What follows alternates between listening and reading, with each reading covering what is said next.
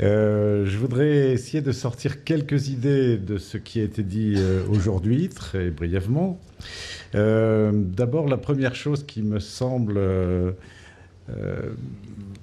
presque une évidence, en tout cas pour nous qui sommes réunis ici et pour nous qui nous retrouvons régulièrement tous les ans ici à la Cité des Sciences pour le Forum européen, c'est que l'accessibilité numérique, elle va dans le sens de l'histoire pour au moins 4 raisons. D'abord, elle répond à une obligation de nos sociétés, c'est d'intégrer tout le monde également, et que la société aujourd'hui est une société de plus en plus numérique. Donc le numérique doit être accessible.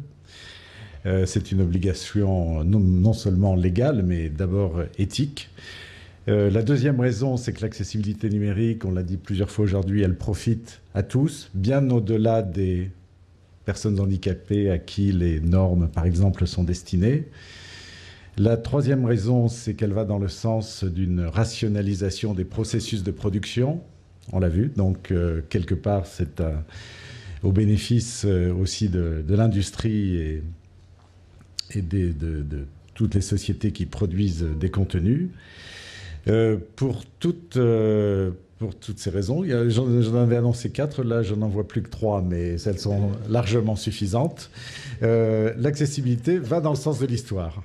Mais, on le voit aussi, on le déplore tous, et en particulier les usagers, elle progresse beaucoup trop lentement et elle n'est pas assez répandue.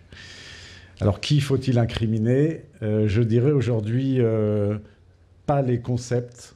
Les concepts, on le sait, on l'a entendu, ils sont présents, mais ils sont trop souvent ignorés. Pas les outils existent, mais ils sont mal utilisés. Pas les standards, ils existent, ils sont aujourd'hui très forts, portés par des organismes forts, mais ces standards ne sont pas appliqués. Donc il y a un problème, et le problème, je dirais qu'il est dans le fait que la compétence, et ça a été dit plusieurs fois aujourd'hui, la compétence n'est pas suffisamment répandue, le savoir-faire n'est pas suffisamment répandu, c'est-à-dire que c'est l'humain qui est au cœur de la machine, je commençais comme ça la journée ce matin, qui n'est pas capable, et je ne mets pas en cause les personnes, qui n'est pas capable de faire progresser l'accessibilité comme elle le devrait. Donc on a là un problème de formation, de diffusion de ces connaissances. La formation, elle passe aujourd'hui en grande partie par l'université et elle sert à former des gens qui, après ça, travaillent dans des entreprises publiques ou privées, qui cherchent à faire valoir leurs compétences. Donc là, il y a une articulation qui n'est pas encore trouvée, c'est-à-dire que les universités n'ont pas intégré l'accessibilité numérique dans leur programme. Certaines l'ont fait. On a eu l'exemple de Klaus Miesenberger ce matin à l'université de Linz, qui est assez exemplaire dans ce domaine, mais c'est un exemple trop rare. Et les entreprises aujourd'hui ne savent pas vraiment formuler leurs demandes. Ça a été dit aussi. Donc cette articulation entre la formation et la demande des entreprises doit être améliorée, trouvée. Et puis il y a aussi des modèles de diffusion de connaissances. On l'a vu avec le joli exposé de Mathieu Nebra. Il y a aussi aujourd'hui des outils pour diffuser cette connaissance au travers on appelle ça les MOOC, ou les outils de diffusion massive des connaissances, qui vont permettre de faire ça, mais l'articulation reste encore aujourd'hui à trouver. Évidemment, les politiques ont un rôle à jouer, politique nationale européenne, et je pense qu'il ne faudrait pas qu'elles se défausse devant ce problème. Aujourd'hui, on a un peu l'impression d'une absence, je vais jeter la pierre à personne, mais on est en France ici, on a un plan numérique qui vient d'être publié par le gouvernement, il n'y a pas un seul mot sur l'accessibilité numérique.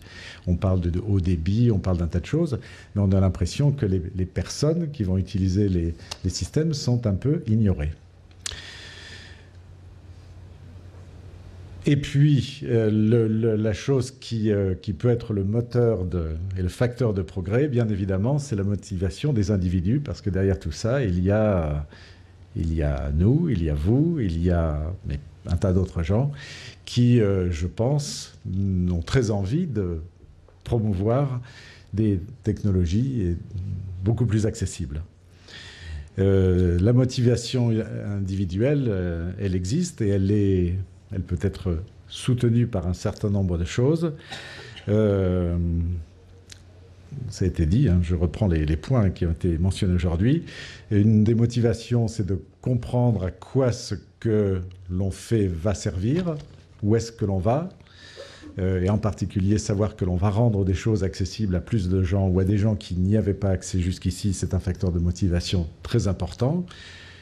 Ces savoirs et ces connaissances concernant l'accessibilité numérique sont transférables, c'est aussi une motivation. Si on forme des étudiants à l'accessibilité numérique, ils vont pouvoir utiliser ça dans un tas de domaines, pas seulement en travaillant pour des associations ou des labos de recherche qui travaillent spécifiquement sur la question de technologie handicap, mais beaucoup plus largement.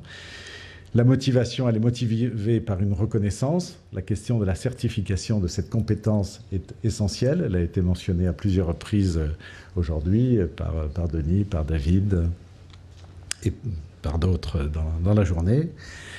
Et je finirai sur ce point important qui est ressorti au travers de tout un tas de discussions, la question des réseaux et de communautés. Participer à un réseau, être encouragé par ce réseau, y apporter sa contribution est une motivation très importante. Et aujourd'hui, Internet permet de faire vivre ces réseaux et de leur donner des moyens d'être très efficaces et de progresser rapidement. Donc voilà un peu les points que j'ai tirés de cette journée, que je voulais partager avec vous. Et puis, en conclusion d'une journée, bien sûr, on remercie tous ceux qui ont contribué à son succès. Et pour ma part, j'ai eu un grand plaisir. Vous savez, quand on organise une journée comme ça, on ne sait jamais exactement comment ça va se passer.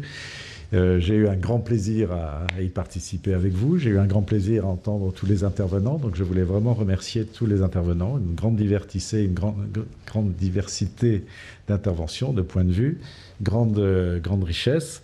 Donc, tous les intervenants, bien sûr, les présidents de session, les partenaires de cette journée, dont les logos apparaissent régulièrement à l'écran, mais sans lesquels la journée ne pourrait pas se reproduire d'année en année pour la 7e fois maintenant, et donc avec une certaine pérennité.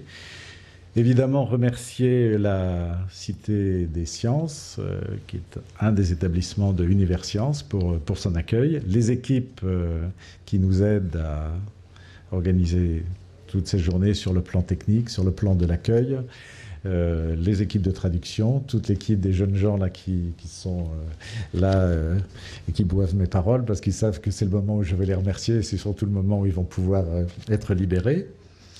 Voilà, et vous remercier tous d'être venus encore cette année, très nombreux.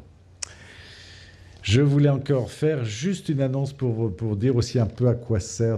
Un colloque, c'est un événement, c'est une journée, mais évidemment, on repart et c'est pour faire d'autres choses. J'espère que vous avez pris des contacts, que vous êtes convaincus que vous êtes aussi les ambassadeurs de l'accessibilité numérique et puis que les réseaux se mettent en place. Et à ce titre, je voulais mentionner qu'à l'occasion de ce colloque, j'ai rencontré les gens de l'Open World Forum, qui est une manifestation autour de l'open source, qui a lieu à Paris tous les ans. Et on a décidé d'ouvrir une session spéciale sur l'accessibilité numérique au prochain forum qui aura lieu les 3 et 5 octobre. Donc ça peut être une occasion d'un autre rendez-vous, d'une autre rencontre. Voilà, bah, écoutez, je crois que la journée est terminée et vraiment, je vous remercie tous d'y avoir contribué de cette manière.